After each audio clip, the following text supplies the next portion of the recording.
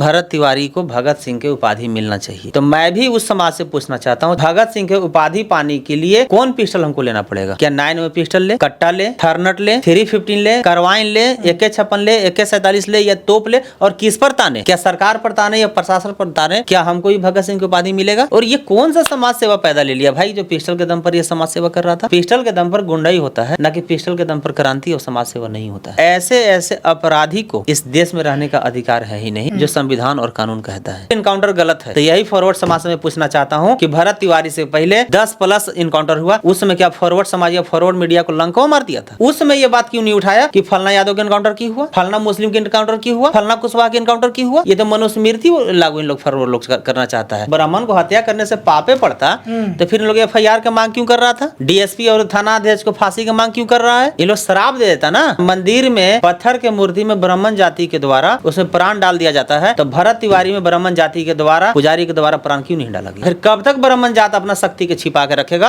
और दलित बैकवर्ड मुस्लिम को ठगते रहेगा और झूठ बोलते रहेगा? जब ब्राह्मण जाति के लोग संविधान को मानते ही नहीं, कानून को मानते ही नहीं है, तो इनको तो राम मंदिर में श्री राम जी से बोलना चाहिए था कि भरत तिवारी की हत्या हो गया, से हमको न्याय दीजिए। ये लोग फिर जांच के मांग क्यों कर रहे हैं? क्योंकि जांच या एजेंसी या संविधान के दम पर है, कानून के दम पर है, तो इन लोग मंदिर में जाके गुहार लगाए ना। ये सम्राट चौधरी जी मुख्यमंत्री हैं, इसलिए उन लोग पेट में दर्द नहीं है। उन लोग के पेट में दर्द इसलिए है कि जो समाज के बेटा हम लोग के सामने खटिया पर नहीं बैठता था, आज मुख्यमंत्री कुर्सी पर कैसे बैठ गया? ये उन लोग के हजम नहीं हो रहा। अगर यही सम्राट चौधरी की जगह अगर सम्राट पांडे होते, सम्राट तिवारी होते, सम्राट झा होते, सम्राट शर्मा होते, तो यही फॉरवर्ड समाज जो लोग चिल्लाता, सम्राट पांडे जिंदाबाद, सम्राट तिवारी जिंदाबाद।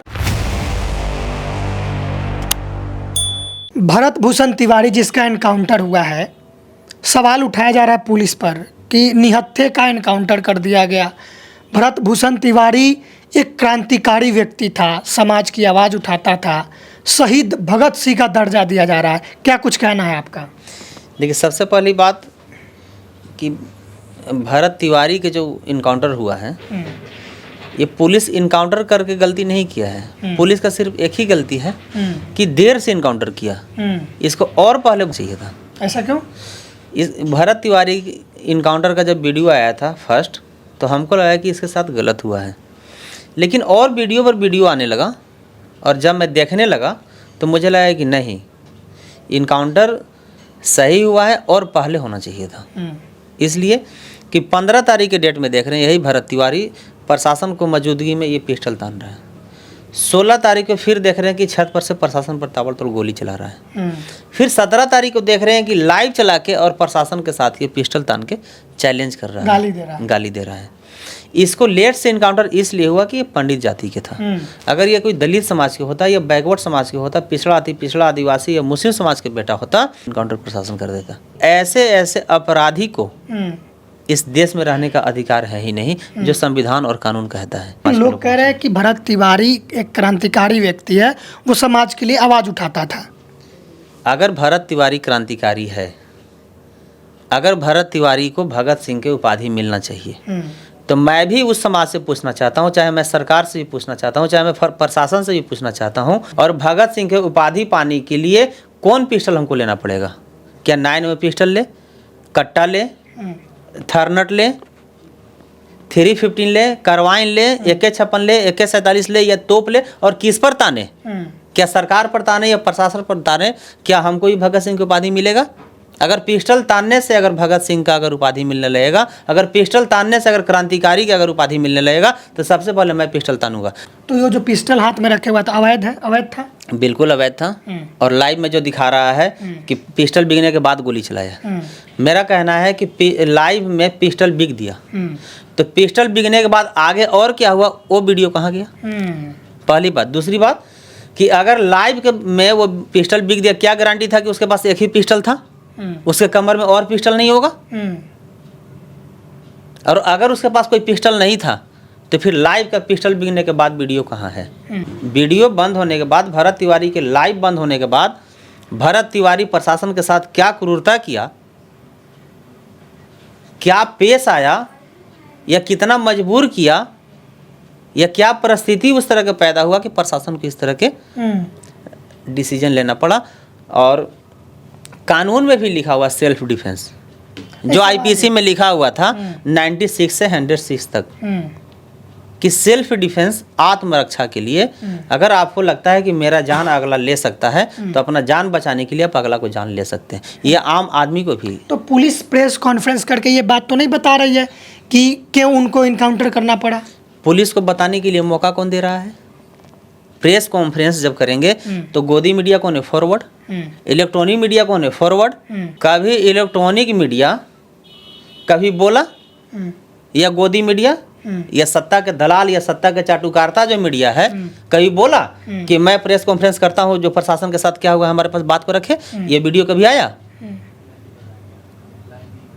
कैसे प्रशासन गलत है? कहाँ से प्रशासन गलत है? तो प्रशासन को प्रेस विज्ञप्ति भी जारी करना चाहिए कि किस परिस्थिति में उन्होंने इनकाउंटर करा। प्रशासन तो प्रेस विज्ञप्ति जारी किया था कि वो पागल था, सेल्फ डिफेंस में चला। पागल वाला प्रशासन की तरफ से जारी हुआ है ना, वो उसको कितने लोग बता रहा है, उसको कितने लोग दिखा रहा है। और ये कौन सा समाज सेवा पैदा ले लिया भाई जो पिस्टल के दम पर ये समाज सेवा कर रहा था? पिस्टल के दम पर गुंडाई होता है, पिस्टल के दम पे डकैती होता है, ना कि पिस्टल के दम पर क्रांति और समाज सेवा नहीं होता है। तो कहा जा रहा है कि उसके ऊपर पूर्व में SC/ST एक्ट का मामला दर्ज हुआ था। एक SHO थे वहाँ के दलित समाज के, उनके साथ बदतमीजी किया था, तो वो FIR की कॉपी भी है। जीतन मांझी भी उन्होंने पोस्ट किया है। देखिए, भरत तिवारी एक अपराधी प्रवृत्ति के था। सज्जन और सोशल या सामाजिक जो व्यक्ति होता है वो सिर्फ बात कलम, संविधान और कानून के करता है, कोई अवैध पिस्टल के बात नहीं करता है। और ये बात नहीं, ये हमेशा 24 आवर कमरे में रखता था। 15 को पुलिस किया तो 15 तारीख को पिस्टल तान रहा है। 16 को पुलिस गया, 16 को पुलिस पर गोली चला रहा है। 17 को पुलिस गया, 17 में भी लाइव पिस्टल बता रहा है। तो कौन सा क्रांति कर रहा था? और अगर इनकाउंटर गलत है तो यही फॉरवर्ड समाज से मैं पूछना चाहता हूं कि भरत तिवारी से पहले 10+ इनकाउंटर हुआ, उस समय क्या फॉरवर्ड समाज या फॉरवर्ड मीडिया को लंका मार दिया था? उस समय ये बात क्यों नहीं उठाया कि फलना यादव के इनकाउंटर की हुआ, फलना मुस्लिम के इनकाउंटर की हुआ, फलना कुशवाहा के इनकाउंटर की हुआ? और जब भरत तिवारी के ये तो मनुस्मृति लागू इन लोग फॉरवर्ड लोग करना चाहता है। देखिए आप कह रहे हैं कि ब्रह्म हत्या का पाप लगेगा। देखिए मनुस्मृति है, हम बोले ना कि मनुस्मृति कोई सा कॉलम या कोई सा पारा या पेज नहीं जो हम नहीं पढ़े होंगे, कोई ऐसा श्लोक या कोई ऐसा अध्याय नहीं जो हम नहीं पढ़े होंगे। आप अध्याय 11 श्लोक 54 में साफ पढ़ सकते हैं कि ब्राह्मण जाति कितना हो बड़ा कुकर्मी कर दे, इसको बाल मुड़वा के आप गांव से बाहर निकाल सकते हैं, लेकिन इसको हत्या नहीं कर सकते हैं। बहुत बड़ा पाप है ये। पाप है। तो फिर ब्राह्मण लोग ऐसी श्राप दे देता। जब ब्राह्मण को हत्या करने से पापे पड़ता तो फिर लोग FIR की मांग क्यों कर रहा था? DSP और थाना अध्यक्ष को फांसी की मांग क्यों कर रहा है? ये लोग शराब दे देता ना। और जब ब्राह्मण लोग के एक चीज और मैं कह रहा हूँ, ये मैं नहीं कर रहा हूँ, ये ब्राह्मण जाति जो करते आ रहा है, मंदिर में पत्थर के मूर्ति में ब्राह्मण जाति के द्वारा उसमें प्राण डाल दिया जाता है, तो भरत तिवारी में ब्राह्मण जाति के द्वारा, पुजारी के द्वारा प्राण क्यों नहीं डाला गया? आखिर कब तक ब्राह्मण जात अपना शक्ति के छिपा के रखेगा और दलित बैकवर्ड मुस्लिम को ठगते रहेगा और झूठ बोलते रहेगा? तो इस पर SC/ST एक्ट का मुकदमा दर्ज है, क्या कहेंगे भरत तिवारी पे? वो क्रांतिकारी नहीं, वो शोषणकारी था। आप इससे कल्पना कीजिए कि जो प्रशासन पर गोली चला सकता है, जो प्रशासन पर गोली तान सकता है, वो दलित मजदूर गरीब किसान के साथ कैसा व्यवहार करता होगा?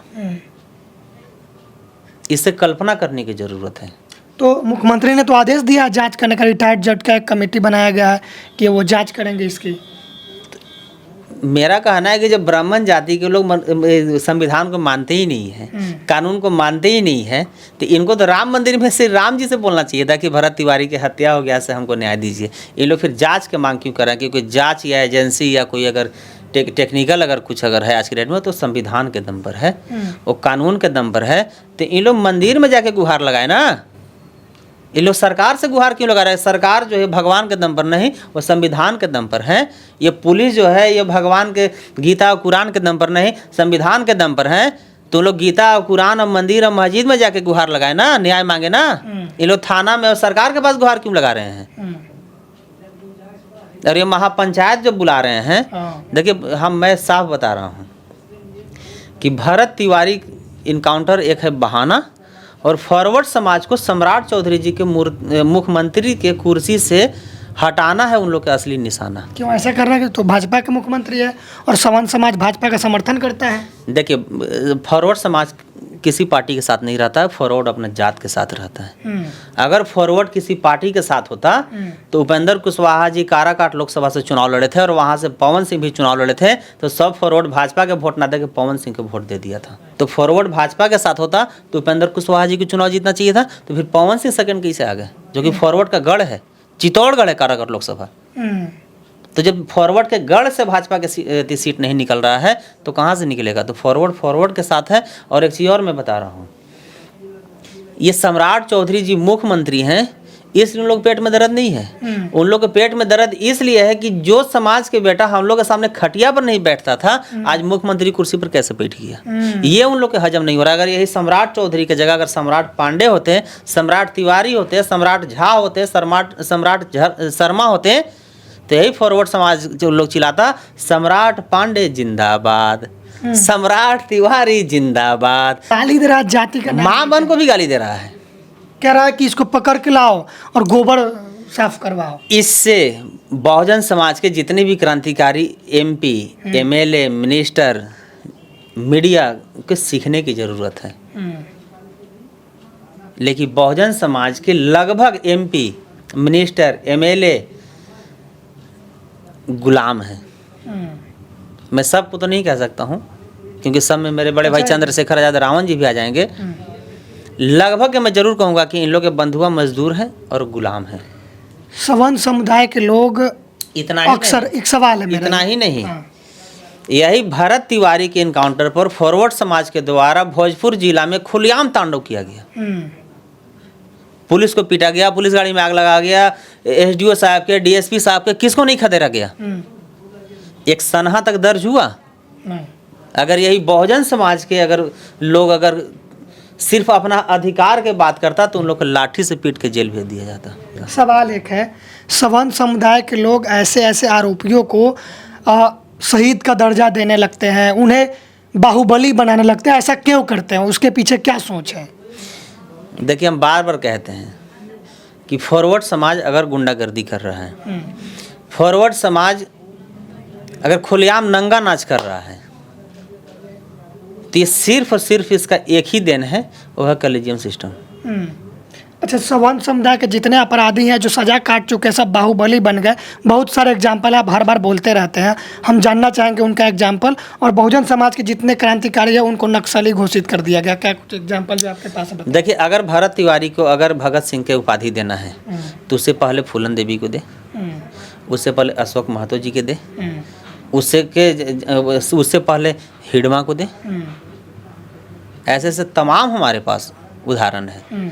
लेकिन मुस्लिम समाज, दलित, बैकवर्ड समाज के जो अपराधी हैं उनको अपराधी बताया जाता है, फॉरवर्ड समाज के जो अपराधी है उसे बाहुबली क्यों बताया जाता है?